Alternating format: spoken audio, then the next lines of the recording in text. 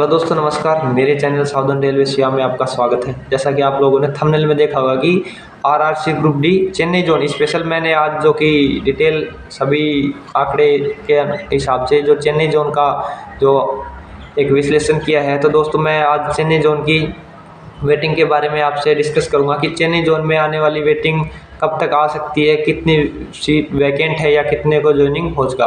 तो दोस्तों, अभी चेन्नई जोन में आपको पता होगा कि अभी चेन्नई जोन के आपको पता होगा अभी ये ऑल इंडिया जोन में अभी ज्वाइनिंग का प्रोसेस लगभग 70 से 80% कंप्लीट हो चुकी है। आने वाले 1-2 मंथ में ये 100% के आसपास अभी ज्वाइनिंग पूरी हो जाएगी।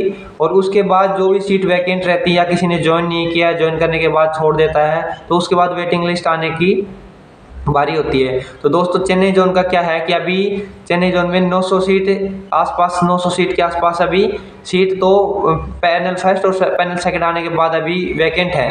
और उनमें से दोस्तों कुछ ऐसी सीट हैं, कुछ लोगों ने पूरे ऑल ओवर चेन्नई जोन में कम से कम ये मान के चलो 1000 सीट अभी वैकेंट रह चुकी। ज्वाइनिंग करने के बाद कुछ लोगों ने छोड़ दिया। बहुत से लोगों का एनटीपीसी लेवल 2, 3, लेवल 5 एनी में मान लो आप कुछ किसी में भी हो गया, तो किसी कारण उन्होंने छोड़ दिया। और कम से कम 500 से 700 ऐसे कैंडिडेट हैं जो चेन्नई जोन में जिन लोगों का एसएसजीडी में होने वाला है और वो कुछ दिनों में यहाँ से स्किप करने वाले हैं। तो दोस्तों, इसका बेनिफिट आप लोगों को मिलेगा कि अगर आपके 1 नंबर 2 नंबर कई कैटेगरी तो एससी एसटी ईडब्ल्यूएस में तो ये मान के चलो 5 तक डाउन जाएगी। दोस्तों, अगर आपको विश्वास नहीं हो रहा तो आप इस वीडियो को रिकॉर्ड करके रखना।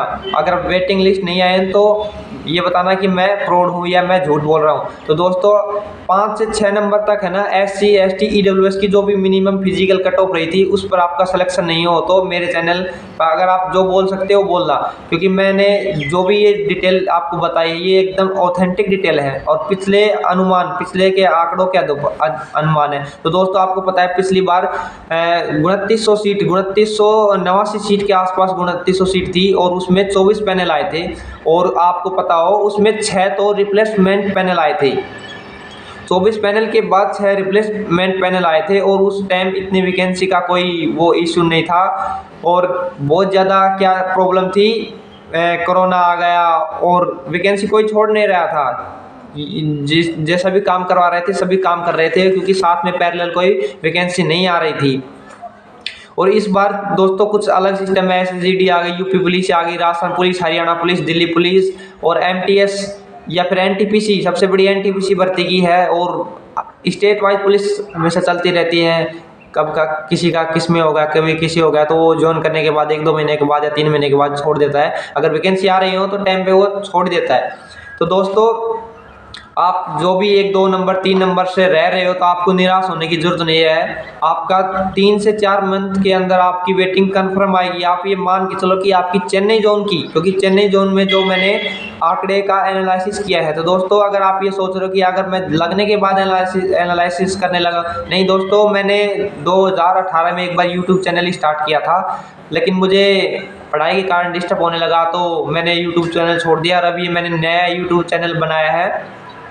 मेरे द्वारा कोई भी जानकारी अगर गलत है तो आप उसको मुझे कमेंट में बता सकते हो, लेकिन मैंने बहुत सी जानकारी को जुटाकर मैं ये डायरेक्ट यहाँ यूट्यूब चैनल पर नहीं आ गया कि वेटिंग आएगी तो वेटिंग आएगी। यूट्यूब में बहुत से बोल देते कि वेटिंग इसकी आएगी, वेटिंग, क्योंकि मैं अंदर हूँ, मुझे पता है कि वेटिंग का क्या आधार है, किस कारण वेटिंग आ सकती है। ये नहीं कि सभी की वेटिंग आएगी, कुछ जगह वेटिंग आए भी नहीं भी आए। यहाँ पर आएगी तो कितने नंबर तक आ सकती है, कितने का चांस है, क्या चांस है, क्यों चांस है। ये नहीं कि अगर मैं रेलवे में हूँ तो अगर मुझे सब पता होने से कुछ नहीं होता। अगर कुछ नॉलेज है तो रेलवे के अंदर भी हो सकती है, वो बाहर भी हो सकती है। तो दोस्तों, जो भी दोस्त मेरे साथी जो वेटिंग का इंतज़ार कर रहे हैं, तो आप 1 से 2 मंथ तो अभी पैनल 3 आएगा, फिर उसके बाद में वेटिंग लिस्ट स्टार्ट हो जाएगी। और ये वेटिंग लिस्ट बहुत लंबी चलेगी, क्योंकि अब की बार जो सीट है बहुत ज़्यादा है। मेरे साथ कम से कम 45 कैंडिडेट आए थे, उसमें 4 कैंडिडेट ने तो ज्वाइन नहीं किया, वो तो यहाँ से चले गए कि मैं, किसी को ट्रैकमैन मिला था, किसी की कोई परेशानी, किसी को वर्कशॉप में परेशानी आपकी अपने हिसाब से हो सकती है। किसी को कुछ पसंद नहीं आया, किसी को कुछ पसंद नहीं आया, यहाँ पर खाना नहीं आया, किसी को लैंग्वेज प्रॉब्लम थी, किसी को बैकअप प्लान दिख रहा था तो यहाँ से वो रिजाइन देकर चले गए। और कुछ दोस्त ऐसे हैं जो रिजाइन तो नहीं दिया, लेकिन कुछ समय में आने वाले टाइम में रिजाइन देने की सोच रहे हैं कि हम यहाँ से रिजाइन देंगे। उनको कोई दूसरा ऑप्शन मिल चुका है या फिर उनका कोई अलग प्लान है, वो उनकी अलग बात है। लेकिन हमको तो वेटिंग से मतलब है कि वेटिंग आएगी कि ये नहीं आएगी। अगर मैं ऑथेंटिक जानकारी दे रहा हूँ तो इसके पीछे कुछ ना कुछ कारण होगा। तो दोस्तों वेटिंग लिस्ट बहुत ज़्यादा आएंगी, कम से कम 6-7 वेटिंग लिस्ट आ जाएंगी अगर आपको दिसंबर से मार्च अप्रैल तक, क्योंकि वैकेंसी आप समझ रहे हो ना, जिसने फिजिकल किया है उसका सिलेक्शन श्योर है। चेन्नई जोन में जिसने फिजिकल किया है उसका सिलेक्शन श्योर है, क्योंकि दोस्तों मैं भी यहाँ पर आया हूँ, मेरे भी फैमिली बैकग्राउंड में इतना बैकअप नहीं था कि मैं यहाँ से चला जाऊँ, लेकिन जॉब में मुझे भी बहुत ज़्यादा परेशानी हो रही है, काम में परेशानियाँ हो रही हैं और मैं भी करने में कभी कभी असक्षम हो जाता हूँ, लेकिन मैं काम कर रहा हूँ क्योंकि मुझे दूसरा प्लान, बैकअप प्लान नहीं दिख रहा।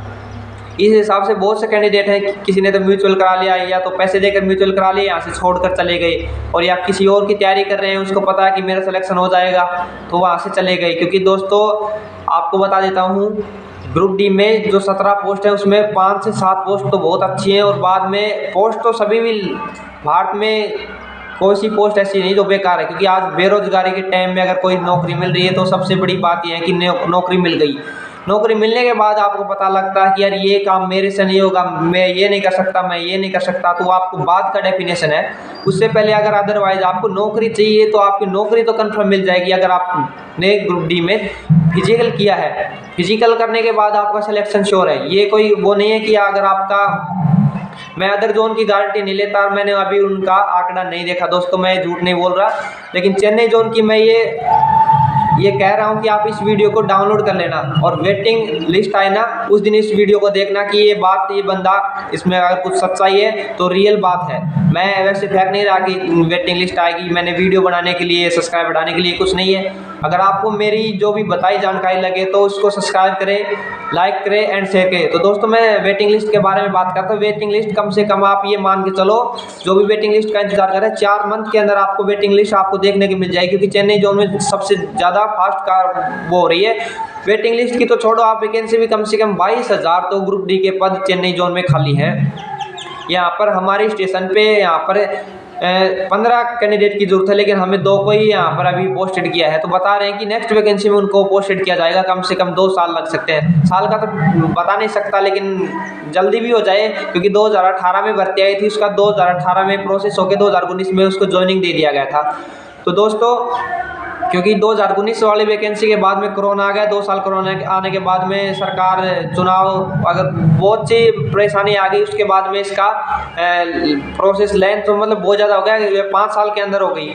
और उस दौरान भी इतनी वैकेंसी खाली हो गई कि दोस्तों हर एक आदमी को 5 आदमी का कार्य करना पड़ रहा है। तो मैं साउदर्न रेलवे चेन्नई जोन की बात बता रहा हूँ कि यहाँ पर बहुत ज़्यादा सीट खाली है, पॉइंट्समैन की, ग्रुप डी, ट्रैकमैन की तो कम से कम 18 से 17,000 पोस्ट खाली है ट्रैकमैन की। और अभी भी हमारे पास, हम ग्रुप में जुड़े हैं तो हमारे पास नोटिस आता रहता है। तो दोस्तों अगर आप ट्रैकमैन मिल भी जाए आने वाले टाइम में देखने वाले वीडियो को, तो आपको कुछ बंदों को ट्रैकमैन मिलेगा, क्योंकि ग्रुप डी का एक क्या नियम है कि पोस्ट अलॉटमेंट रीअलॉटमेंट सिस्टम होता है। अगर आपने वेटिंग में लिस्ट वो आया है ना, तो फिर वापस से आपके अगर नंबर कम है, मेरे से अगर मेरी कैटेगरी EWSL और मेरे 72 नंबर हैं, लेकिन मुझे ट्रैकमैन मिला।